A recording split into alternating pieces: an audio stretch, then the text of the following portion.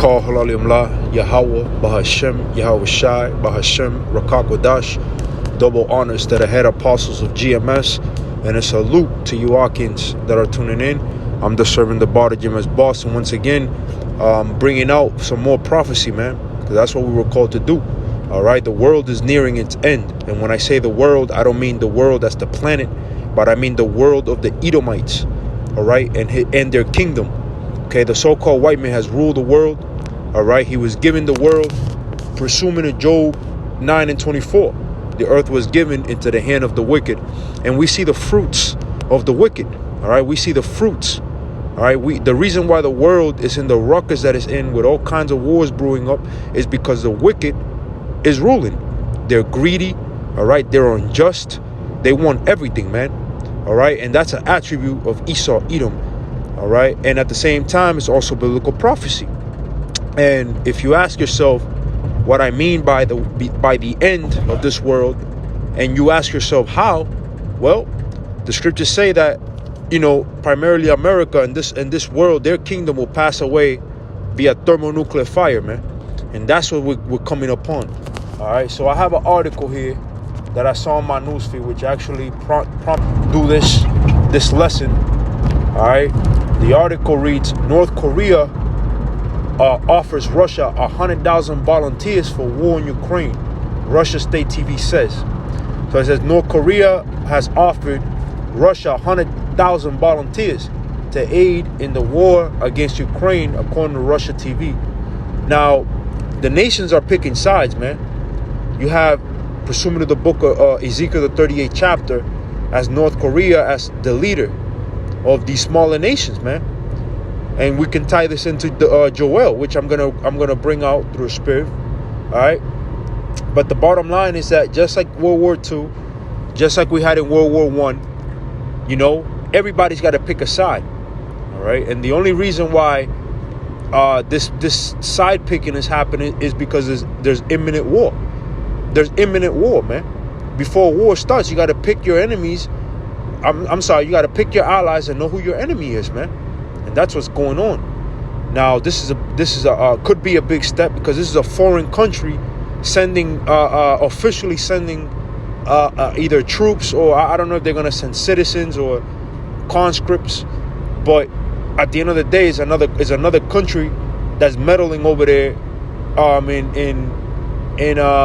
in the Ukraine conflict. Okay, real quick, let me bring the scriptures. This is Ezekiel 38. I'm going to start at 7. Salaki, I'm going to start at 1.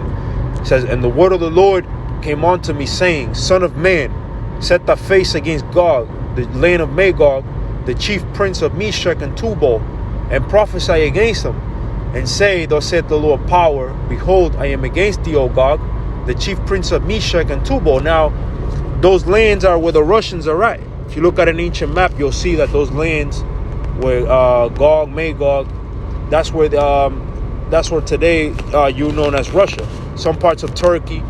All right. It says, and I will turn thee back and put hooks into thy jaws, and I will bring thee forth. So that means that the Lord is beside them.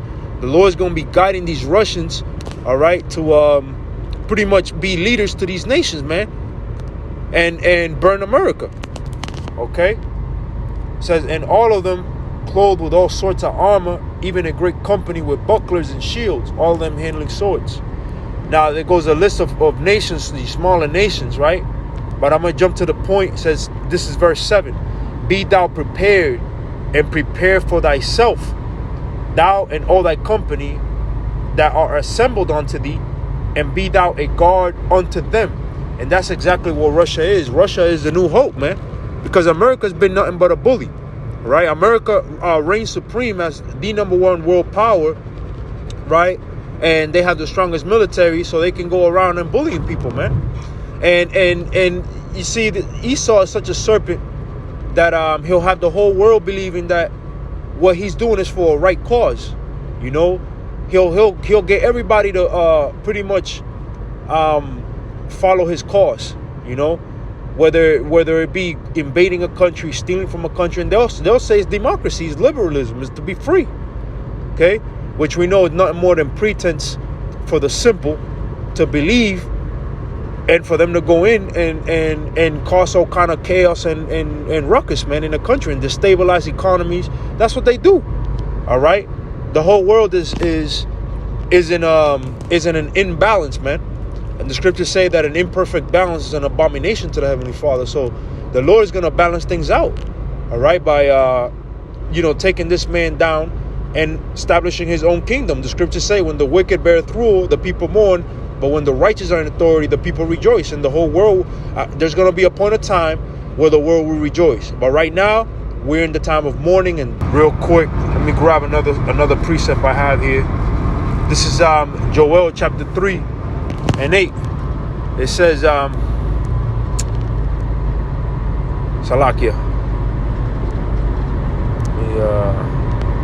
3 and 10. It says, beat your plowshares into swords. Oh, Salakia. Proclaim, 9, the 9th verse. Proclaim ye this among the Gentiles. Prepare war. Wake up the mighty men. Let all the men of war draw near. Let them come up. Right? So war is being prepared. First, it starts with the spirit of Yahweh, the Heavenly Father, through his son Yahweh Shai. All right, who's putting the spirit on these kings to go to war. Okay? And then these kings are also preparing for war. All right? China, North Korea, Iran, all right, America, Japan, everybody. I just read another article that America was conducting drills over there by Taiwan. All right. It says, beat your plowshares into swords and your pruning hooks into spear. Let the weak see him strong. And North Korea used to be known as a weak country, man. But now, as Donald Duck called it, Rocket Man, he has rockets. He has nukes. All right, so now they can talk. They can sit at the table, man. All right, and that's what's going on. Right? Zephaniah 3 and 8 says, let's see here. Therefore, wait ye upon me, said the Lord, unto the day that I rise up to the prey. For my determination is to gather the nations, that I may assemble the kingdoms, to pour upon them mine indignation, even all my fierce anger. For all the earth shall be devoured with the fire of my jealousy. And the Lord is doing it. All right. The Lord is gathering up all these nations, like I said, putting the spirit of war upon these kings. Okay. So that they can come up to the valley of Yahweh Shaphat to be judged, man. They're going to think they're going to fight each other. And next thing you know, the Heavenly Father is going to come down and it's going to smash them. The scriptures say, who is this that cometh from Edom, with thy garment from Basra, as him that treadeth in the winepress? Because that's going to be a winepress. It's going to be a killing zone, right, over there in the Middle East, right, and various parts of the world, right? The Lord's going to be doing a lot of killing. Now, Yahweh Shai ain't going to get his blood, you filthy heathens' blood upon him, but through the chariots, all right, the nukes, okay, and various forms and ways of death, man. Hunger in some parts, all right. All these things are going to go on, man. So you got to be prepared, man. Joel 3 and 2. I will also gather all nations and will bring them down into the valley of Yahweh Shaphat. There it is, Most High's judgment. And will plead with them there for my people and for mine heritage, Israel, whom they've scattered among the nations and parted my land. And that's the problem, man. You heathens, starting with Esau, Edom, touch the apple of the Lord's eye, which are the Israelites, you so-called Negroes, Native Americans, and Latinos, man. You put them in slavery all throughout the four corners of the earth. All right, you went, you conquered, you did many evil, wicked things, man. Now it's time to repay. And this is the very beginning, man. Because once our kingdom gets set up, we really gonna be on your ass. All right. The scriptures say about Israel, that thou art my battle axe and weapons of war. With thee I will break in pieces the nation. Meaning what? Meaning that the Lord's gonna use us to shape you nations. The rest of you heathens, shape you all up. To be tributary to us, and then eventually to wipe out the nation of Esau, Edom, man. That's the end. That's the end of the matter, man. All right. So this is the beginning, man. This is nothing. What's coming, man? What's coming to you? All you heathens, man.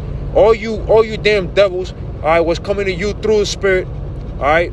By a divine entity, unbelievable. All right. To some of y'all, you non-believers out there, what's coming to you is like you've never seen before. The scriptures say men's heart will fail them, right? For men will be seeing the things that are coming upon the earth, Because when you see a flying saucer, it will look like a flying saucer, or you see nukes in the horizon, you know that's it, man. You know, that's going to be a frightening. You're going to shit your pants, man, most of you. All right? And the Lord's going to make sure that all of y'all pay, man. All of y'all pay. So hopefully this was edifying.